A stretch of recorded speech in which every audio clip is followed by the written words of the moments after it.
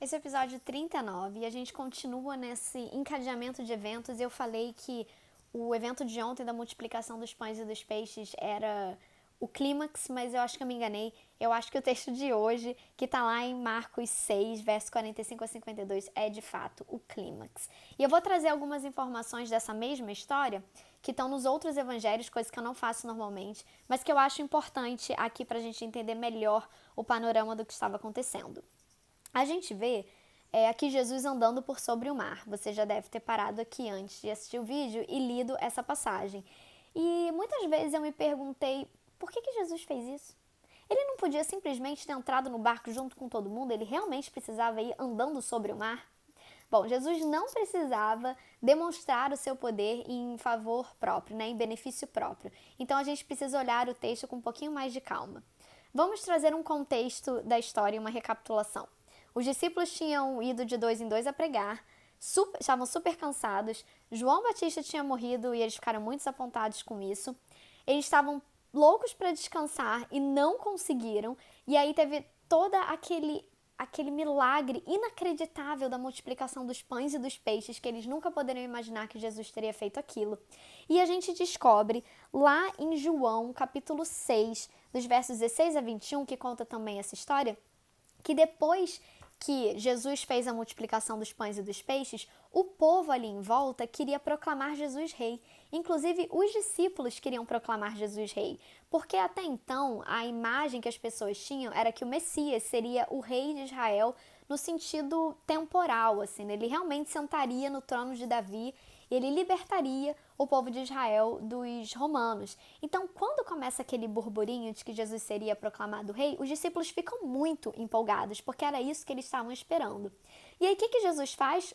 Acabou, colocou os discípulos dentro do barco, mandou os discípulos embora e ficou para trás sozinho para dispersar a multidão e evitar que ele fosse coroado rei, porque afinal esse não era o objetivo dele.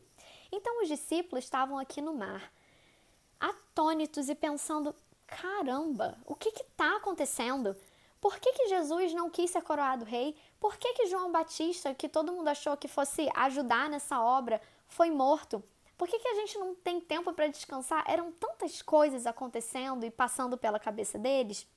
E a gente vê no último verso desse trecho que eles ainda não haviam compreendido o milagre dos pães, mas que antes o coração deles estava endurecido. A gente descobre que nessa história, nesse evento de Jesus andando por sobre o mar, tem ainda um outro evento que a gente vê lá no livro de Lucas, no capítulo 14, versos 22 a 33, que quando Pedro vê Jesus andando por sobre o mar e ele descobre que é Jesus, ele pensa: bom, se eu estou aqui para ser igual a Jesus e ele anda por sobre o mar, então eu também quero andar por sobre o mar. E Jesus fala: vem, Pedro, anda sobre o mar, porque aquilo que eu faço vocês também têm que fazer. Só que Pedro se sente muito orgulhoso no meio do caminho, porque ele estava então andando por sobre o mar e ele afunda. E aí é mais uma decepção na conta dos discípulos.